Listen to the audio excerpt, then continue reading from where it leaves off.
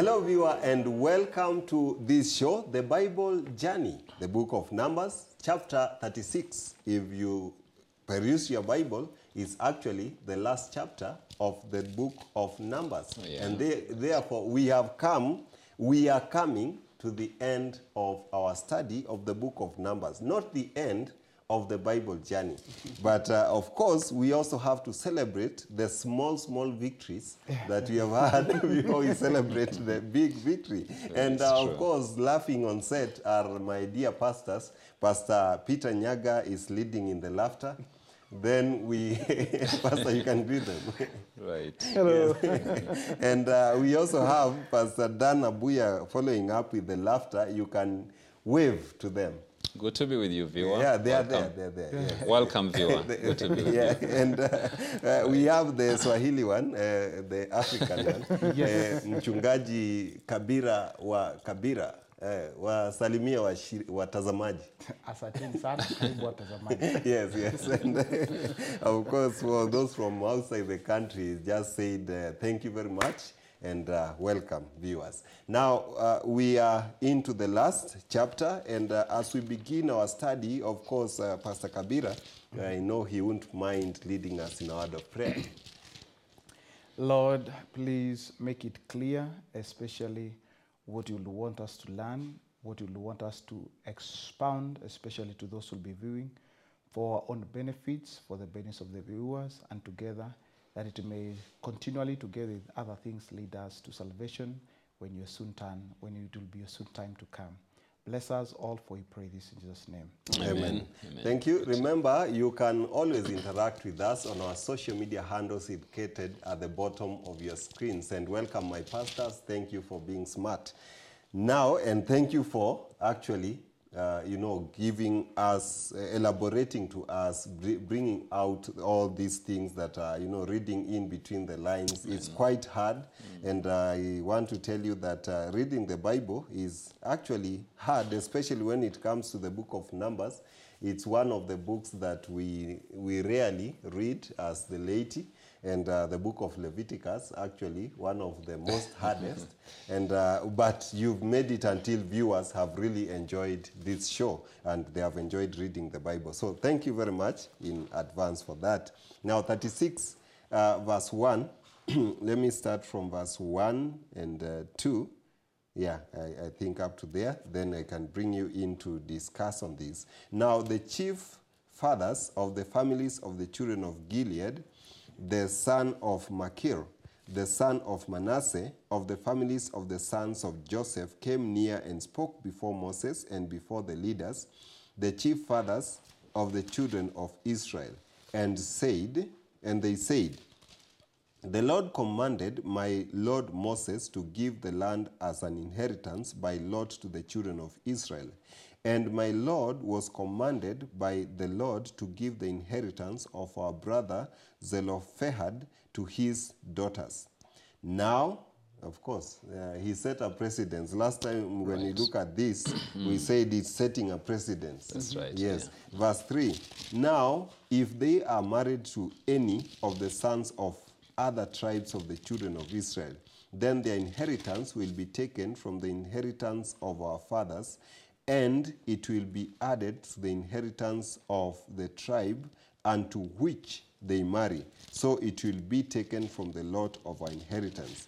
And when the jubilee of the children of Israel comes, then their inheritance will be added to the inheritance of the tribe into which they marry. So the inheritance will be taken away from the inheritance of the tribe of our fathers. Okay, please help me understand. There is a lot of it is taken away if they be married. If, we end up being confused. What is he saying here, Pastor Kabira? This is a clarification. It's, we were doing it in Numbers chapter 27. Let's not forget. Yes. It's the children of Zelophehad, the daughters, came to Moses asking him, how can the name of our father be removed from among us, yet it's not our mistake. That is, how does the name of our father get passed on to generations? And so they are provided with a solution about the uniqueness of when something like that happens. Of course, Moses asked the Lord. And so this command, whatever God told Moses, was simple. But now the leaders come with another complication. And now this is the complication that they're trying to solve. That is, yes, we're supposed to give them, for example, remember we were talking about if a lady is unmarried, if it's a widow, and scenarios like that, what to do. But now comes a complication that arises from redemption, that comes when there is a jubilee. That is when land is being reverted back. If you had taken land, it's being reverted back to the rightful owner. So what do we do? So this chapter ends on a high note, let me say on an optimistic note, on a high note concerning explaining to the leaders also how to go about this thing. Remember, we already selected about the leaders. If we do not forgotten, let's not forget, it's the leaders who are asking this, that we have divided the land. You gave us advice about Zelophehad, but now Leviticus chapter 25 was talking about redemption of land during Jubilee. So when that time will come, what are we supposed to do? So now this is that time for that clarification. I'm saying it's not like something else. It's the same thing, but there needs to be a clarification, because now this is a conversation between the chiefs of the families, that is the leaders of the family that were elected in chapter 34, so that they can understand when it's time to divide land. This is how we'll divide it. But in case of this, so if we are dividing land and it happens that it falls on a jubilee year, what are we supposed to do about it? Okay. So if these daughters, of course, they received the portion because it was their rightful inheritance because of their father. Then they are married. Then the land goes to the other tribe. Then the year of Jubilee, it has to be reverted back. And there are several complications here, Pastor Dan.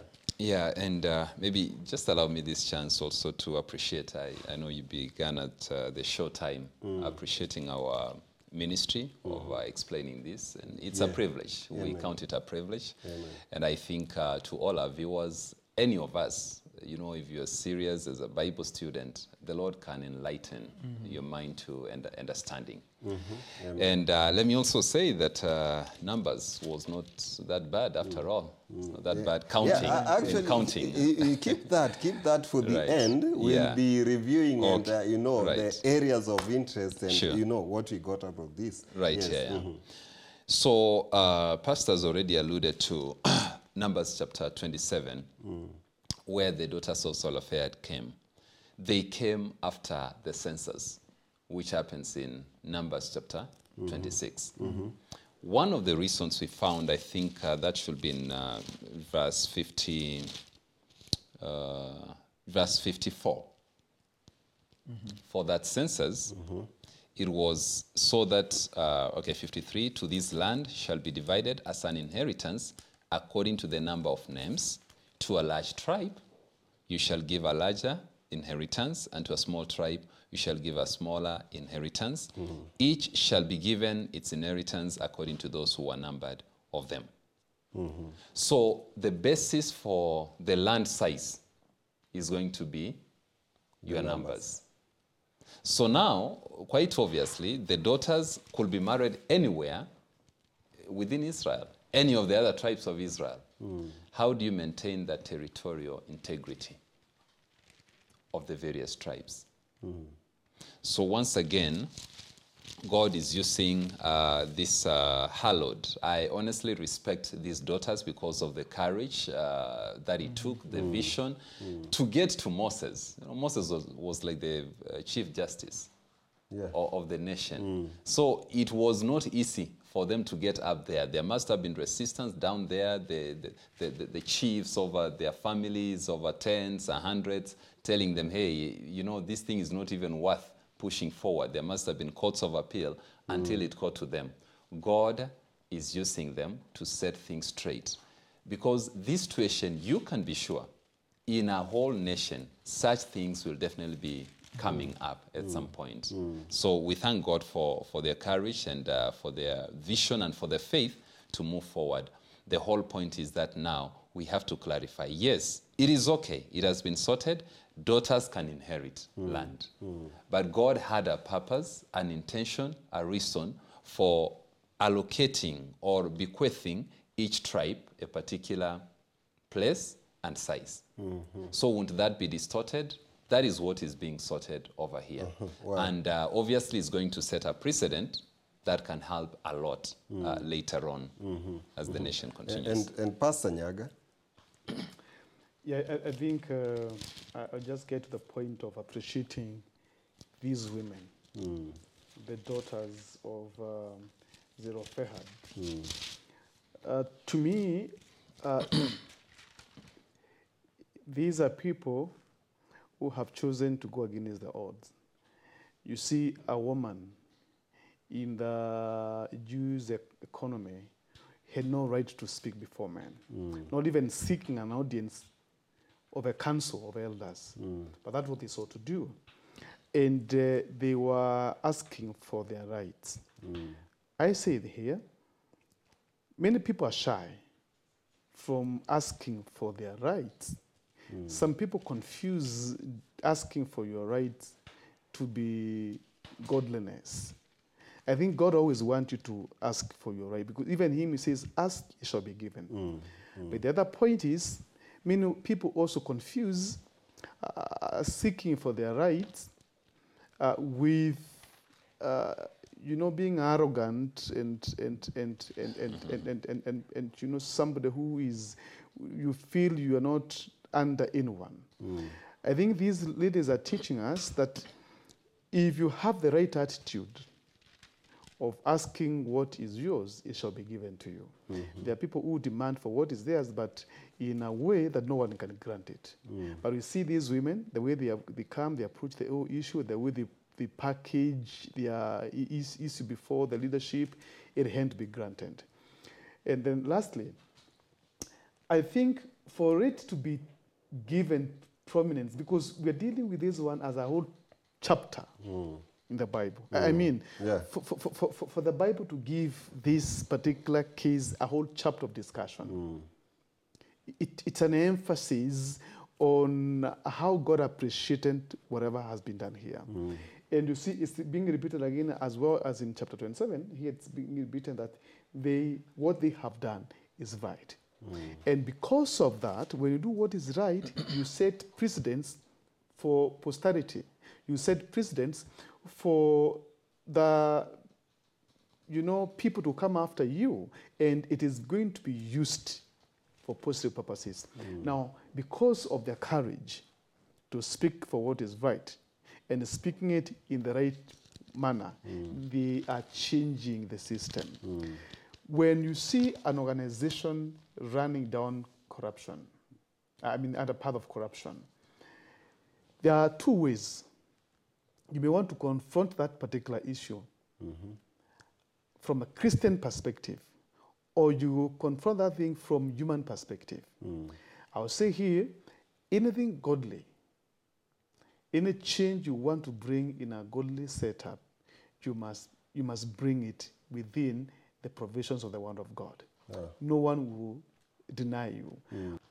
We are not getting a whole package because of just a simple request they made, taking courage. The children of Israel from this particular time, there's no registration, the Bill of Rights. Can I don't know. I wanted to go to the response. Of course, yes, that's exactly the response. Maybe you can talk about it, because the response is not different from what happened in chapter 27. The difference is the audience that is paying. Maybe that's what we need to clarify. Let me read it first. From verse 5. Then Moses commanded the children of Israel according to the word of the Lord, saying, What the tribe of the sons of Joseph speak is right. This is what the Lord commands concerning the daughters of Zelophehad, saying, Let them marry whom they think best, but they may marry only within the family of their father's tribe. So the inheritance of the children of Israel shall not change hands from tribe to tribe, for every one of the children of Israel shall keep the inheritance of the tribe of his fathers.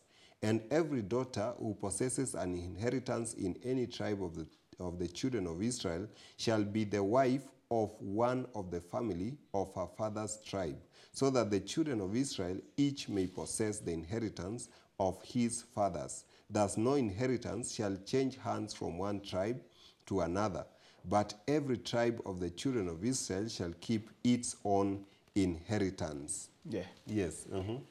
When we were reading chapter 27, Yes. the Lord's answer was, the possession of Zelophehad should go to their daughters, and then from the daughters to the closest, the uncle, from the uncle, all the way to the nearest relative, round off to the nearest relative. Moses now interprets that for the chiefs, which means it means God had said, make it around, let it remain around family. The only way to maintain that is by the ladies being married within the same tribe. Verse 11 will say that's exactly what they did. So that now the same land is the same. It's not different from what the Lord said. It is only now put in context so that the chiefs will be able to understand. The response here was between Lord, chapter 27, the response was between Lord and Moses. The response in chapter 33 is what God said, now translated to these people. Of course, by the way, even let me digress a little bit and say, these are the kind of leaders I'm hoping we'll have, who are mindful of other people. They may not have known the answer that will happen between the conversation between daughters, or maybe they knew, but here they are speaking on behalf of this family. I would want leadership that speaks out about the people who are, what do we call them? Those who are threatened by society. Marginalized. The marginalized. You see, so it's the children, the chief fathers of the families. They're the ones who came to Moses. You told us to divide land, but there is a unique situation that is here. How do we say it? So that is why now verse 5 says, this is what Moses commanded the children of Israel according to the word of the Lord. That is in verse 27. So Moses not edits. If I say edit, it will look like he's editing God. So more like amplifies it or contextualizes it in a way that they'll be able to understand. That is, the Lord said, let them have inheritance, yes, but within the tribe. So it solves both ways. So we discussed that in chapter 29. I don't want to get to that. It solves the issue of, do we have land that belongs to Manasseh? Because this was the family of Manasseh that is in another place. Right. Or will we have this, maintain the same place? Now, if we maintain the same place, what do we do without being hard on the ladies? That's why Moses begins with, let them marry whom they think best.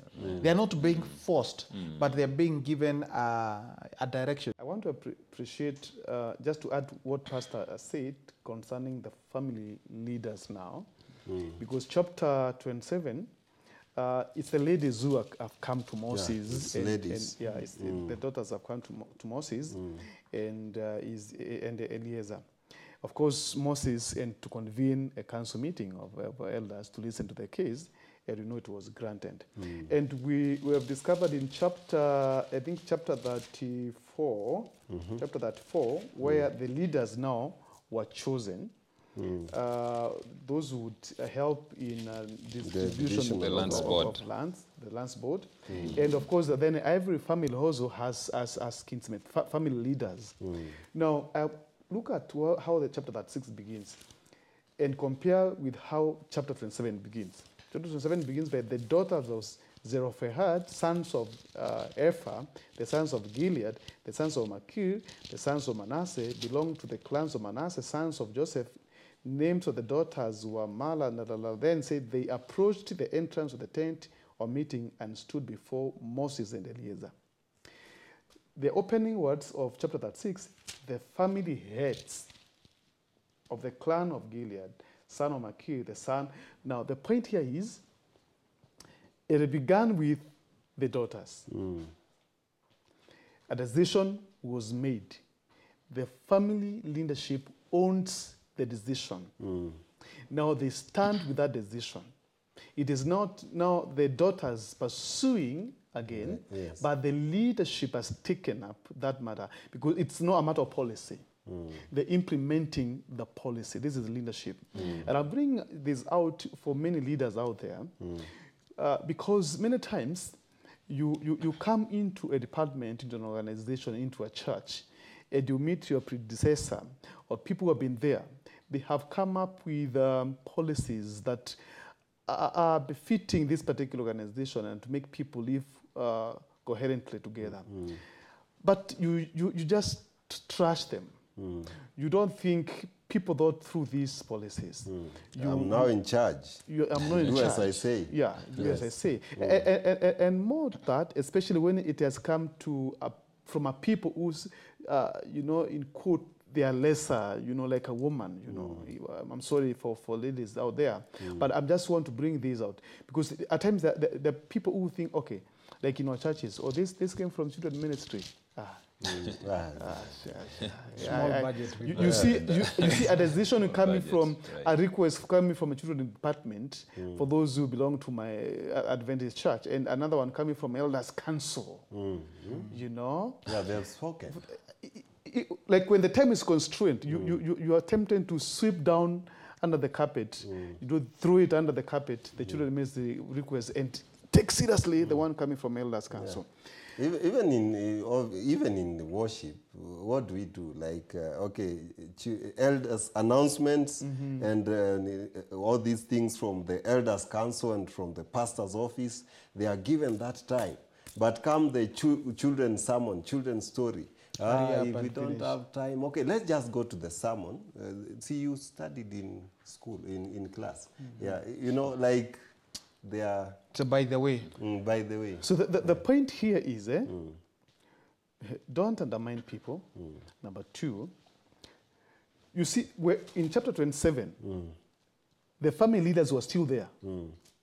But they didn't see anything to come and ask for. But women, just daughters, came out. Yeah. And now, but I'm appreciating now, when they saw the ladies are leading, they took the matter up. I want to encourage ladies out there. Women, please take your positions. Many times, God has wanted you to step out and show the way. You help us as men. Many times men, we think that we know it all. Many times we feel it is not important. Many times we feel, I think we are disturbing. But let's encourage our sisters, our mothers, our daughters to step up and speak what they think is right for the community, and it shall be granted. Thank you. And not just ladies, as we take a short break, not just ladies, also all these disadvantaged groups, physical people living with disabilities. Children. Special needs. We also have the children. Youth, at least they are tough. And fight for your rights. And when they do, please, leaders, rise up to the occasion and also support these people. Yeah, it's the Lord's doing. What if it was your daughter, your son, or you? What would you want to be done for you? We are taking a short break. We'll be back shortly.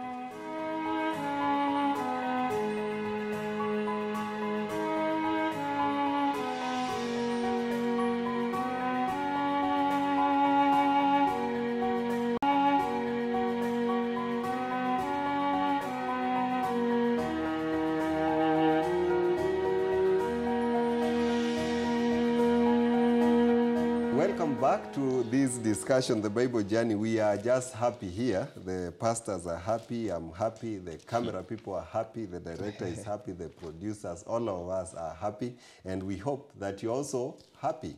Not that we've come to the end of studying to mean that it was boring and tiring. No, we are just happy that God has enabled us to come to the end of the discussion of the book of Numbers, and that He'll give us more strength to go into the book of Deuteronomy. So we are all happy. But now, maybe I should bring in Pastor Dan Abuya. There are still some elements here you still want to talk about. And I heard Pastor Kabira saying that verse 10 to 12, he would also want to mention something there. Pastor Dan first. Yeah, just two quick points that come out glaring for me here. Is to the youth. In terms of marriage, you've got a wide choice. And there are some of our young people who talk of soulmates. The concept of like, there is that one person, if they die, I don't know then who you're going to marry. Yes. Whom should I marry? I think this part of scripture debunks that myth. It's just a myth, yeah.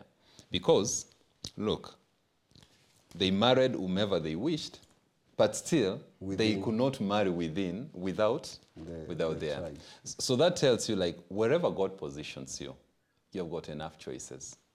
Still to marry a right person, but still of your choice. So for me, this is quite poignant, that let them marry whomever they wish, but within the family, because they still will be able to find whomever they want within their family. Yeah. And So, Pastor, then, Right. how do we then balance this with the issue of, even currently, like this happened then, and what is the spiritual significance of this in terms of even when it comes to marriage? Right. Does it mean that now that I come from this community, that I should remain within the confines of Right. my community? yeah, you definitely should remain within the confines of your spiritual community. Not, not like the tribal element, because then you see it is associated with land, land ownership and all that. And I think throughout this particular season, the Numbers season, I think Pastor Kabira has been saying one thing constantly, over and over: sacredness of land. Land is sacred. In fact, in Leviticus, God says it is mine. spiritual connection, It is yes. mine. It is mine. Yeah. So that is why even today, the land ownership issue, it is emotive. Countries all over, it is emotive, and I think in a number of countries even had to form land commissions, because some of the worst injustices practiced on people is because of land. And you see now when Mashir, the son of Manasseh, comes, and they are claiming that we might lose land. Now you recognize how important this is, because land means identity. Where God positions us, it kind of gives us an identity to who we are. Finally, let me say this: what these daughters did, we appreciate it. A case in point is given in Scripture, which I want to share in the book of Chronicles. First Chronicles chapter 23. So that we appreciate. Yes. Right here, yeah. First Chronicles 23. Yes. Verse 22, I believe. Or is it 32? Yes, yeah. Verse 22. So other than Zelophehad, we have another man here who has no sons. Eliezer. Not Eliezer the priest. There is another Eliezer, still a Levite though. Eliezer died and had no sons, but only daughters. And their brethren, the sons of Kish, took them as wives. I'm just trying to cite just one case in point. There are just several of these. Thank God for Zelophehad daughters. They had a precedent. They had a precedent on what to follow.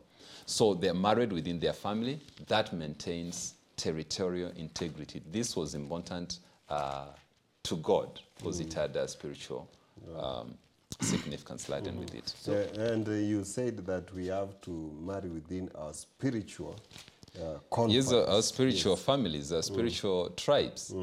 Yeah, because now, the aspect of faith is everything. And by the way, even within these tribes, don't forget that when we close the book of Genesis, Jacob is giving a blessing to each of the children. And actually, prophetically, it defines the spiritual condition, the spiritual direction or leaning of each of these tribes. And there are other instances, once they settle in the land of promise, there are incidences, some scandals, some mega scandals, spiritual scandals that happen, that you are like, oh, okay, that was from who? Dan. Remember where the prophet, for example, has to cut up the wife, and because she was killed, raped and killed and all that. And you're like, oh, okay, this connects. Yeah. Because of where they come from. Right. Yeah, I think I want to appreciate verse number 10 and 11. That's where Pastor wanted to also address. I don't know what you want to say, but still, there's a lot of things to be said. Yes, okay. To note here, the reading, so Zelophehad's daughters did as the Lord commanded Moses. Zelophehad's daughters, Mahlah, Tirzah, Hoglah, Milcah, and Noah, married their cousins on their father's side. They married, verse number 12, they married within the clans of the descendants of Manasseh, son of Joseph, and their inheritance remained in their father's clan and tribe. These are the commands and regulations the Lord gave through Moses to Israel. I'm bringing a point here that they kept the promise. They have obeyed. Yeah. And say, to me, it's very, very interesting. Because for the book of Numbers to end with a note of obedience. Right. You know, our viewers who have walked with us since we started in the book of Numbers, I think it's the ugliest book in terms of rebellion. I mean, this is where we have encountered, it's the book of Numbers, we had to be delayed for that 8 years before getting to Canaan because of rebellion. This is where Miriam rebelled against Moses. This is where we had quails, we had fire, for the Lord bringing fire and burning here and there. This is where Korah and Dathan are swallowed. You know, a lot of messy things in this book. Disobedience, and disobedience. But the book is closing on a note of obedience. Amen. And obedience from women. I thank God for women. They have closed this chapter so well. I wanted to say two things. One, don't take marriage so casually. It involves much more than just you and somebody else. It involves an entire community, an entire family. We may take it for, like I can marry whoever I want, I can do whatever I want. That's a language we come up with. But he is an example of the daughters of Zelophehad, understanding that by marriage, it could cause a lot of, a lot of commotion even within a family, such that it requires the Lord to intervene. So I would plead with my viewers, especially those who are young, even before they get married, consider so that it doesn't bring a lot of issues in the family. It's not about, that's why Moses says, let them marry whoever they want. But even at that point, you want to marry whoever you want, consider the challenges that come with it. It's okay to marry a white person, but also consider the challenges that come with it. It's okay to marry an Indian if you want, but consider the challenges that come with it. That's number one for me, so that we don't take these things casually. It's a union that lasts forever. But lastly, it's number two is what God told Sarah, chapter 18, is anything too hard for the Lord? I am laughing at how this was a complex situation. And then the Lord answers it like, okay, so what was your question, people? You know, the way the children of Israel, the chiefs, were wondering, how do we go about that? It was a complex thing, a very complicated thing. To them, it really, I can imagine these are people who researched. That's why they came back with issues about, it's Jubilee time and something like this may happen. According to them, they had out-thought everything. They had a council of elders. That's how it says. They were met with, they were in between chief, when they spoke before Moses and before the leaders, the chief fathers of the children of Israel. That is, it was a council meeting. People thought and sat down and thought, like, this scenario is unique. This one, we were talking about precedence. How does God answer it? Just easily, like, this is what you need to do. Look, like, what was so hard for the Lord, they only needed to talk to God and he would have provided an answer. Amen. Such that verse 12 says, they were married into the families of the children of Manasseh, the son of Joseph, and their inheritance remained in the tribe of their father's family. The solution was just there. All they needed to do was, hey, go talk to God. He makes it even, what looks complicated, what looks hard at this moment, the Lord simplifies it in so much a way that if we follow, it doesn't bring issues. If they had looked for their own solution, it would have caused chaos in that entire nation of Israel.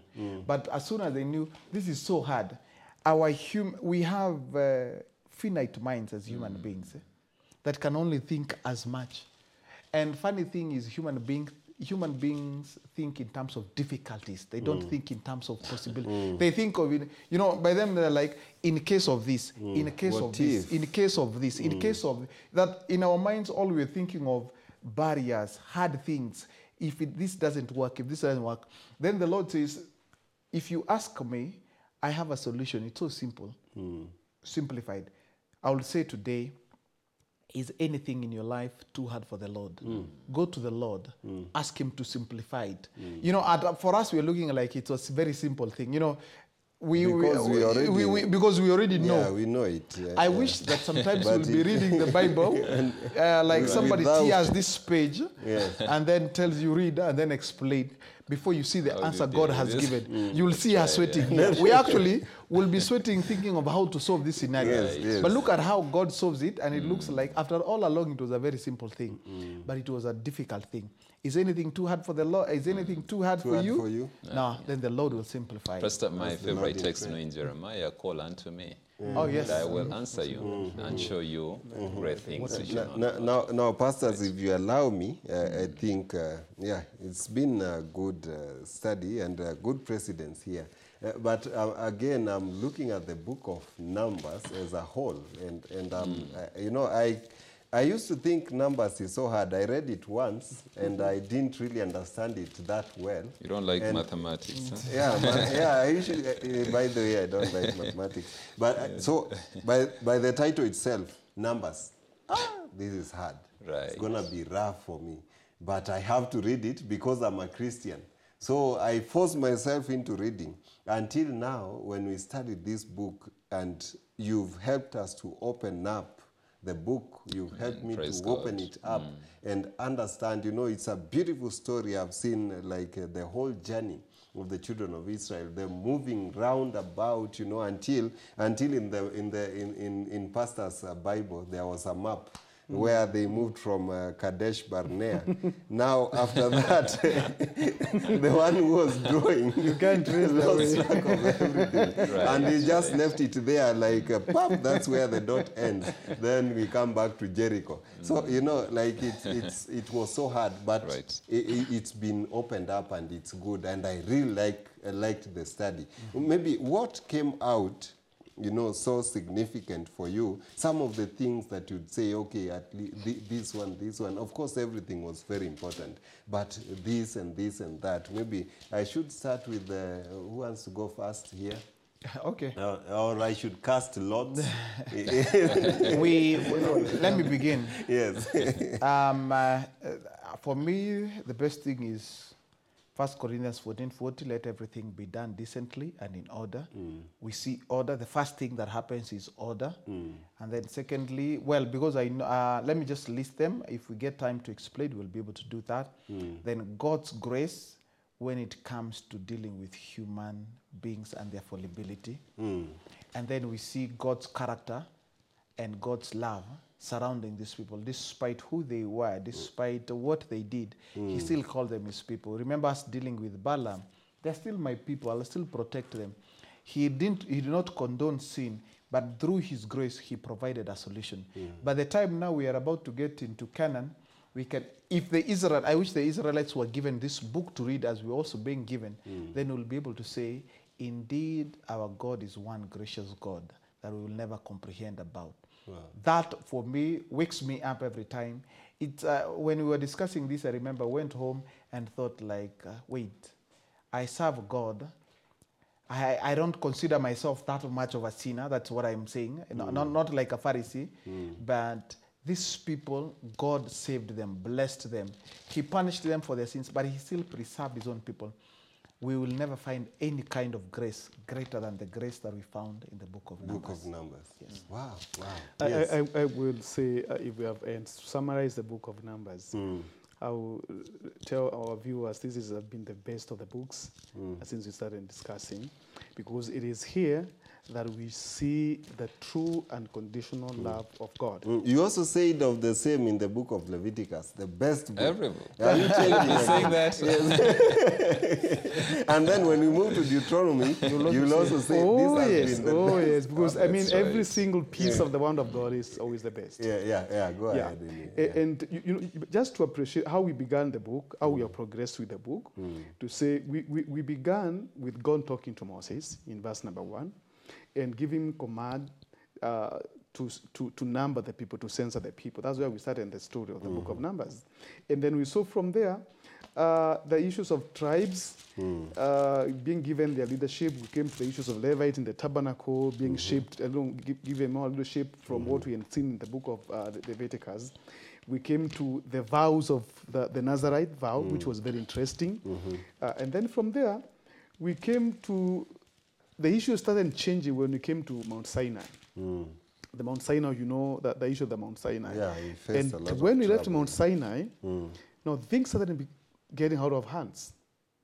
As you just said, our meanders all the way to Kadesh, and when we got to Kadesh, where now we lost our track, a few days to crossing over. Yeah, because that's where now Moses sent spies to go to the land of Canaan, and they're coming back with that bad report, and of course the good report, but neglected report, and we started now meandering. Their rebellion, and we had the rebellion of Korah, the rebellion of.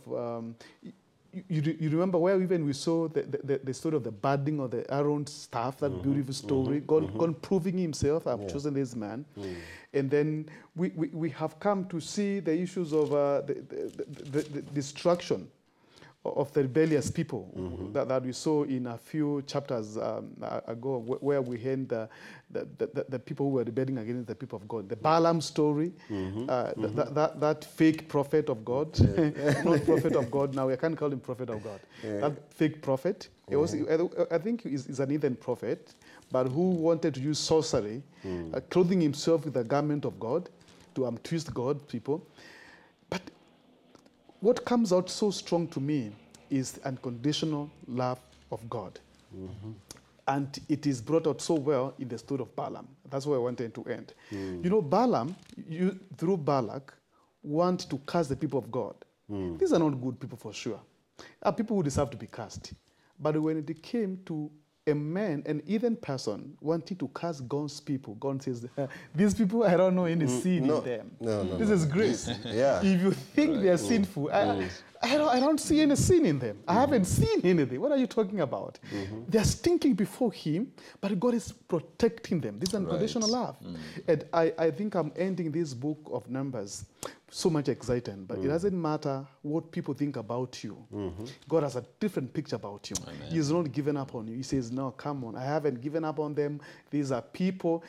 It's like what Jeremiah talks about, the potter's house.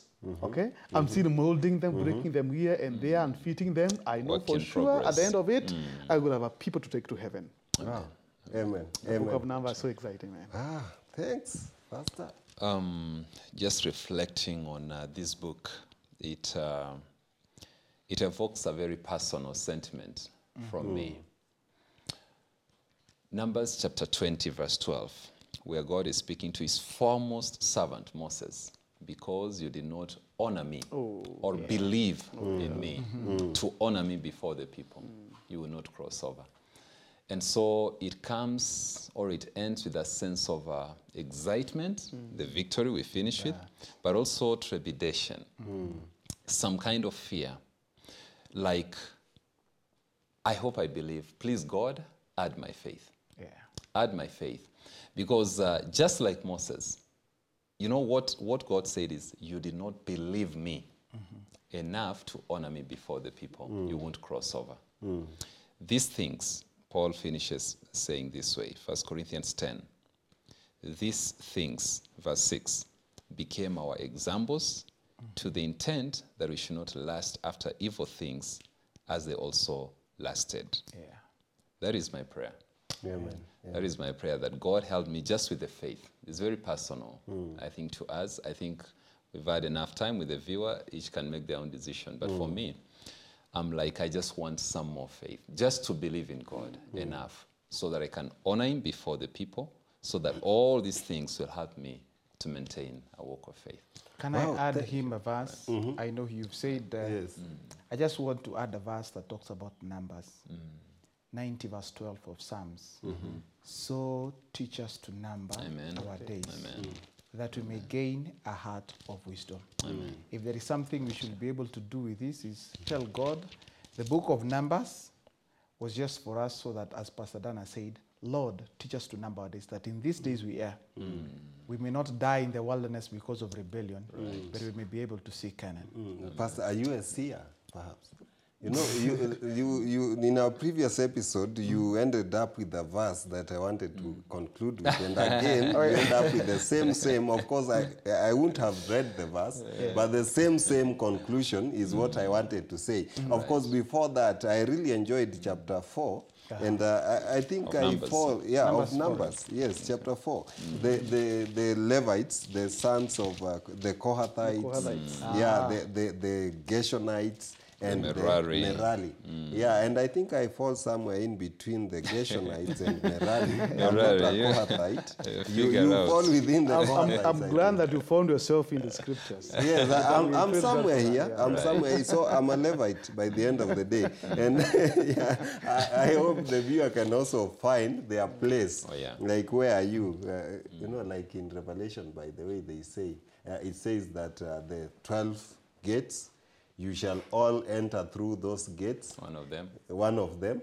And I think now I found my gate. So I'm going to heaven. But anyway, where are you numbered? Is the question.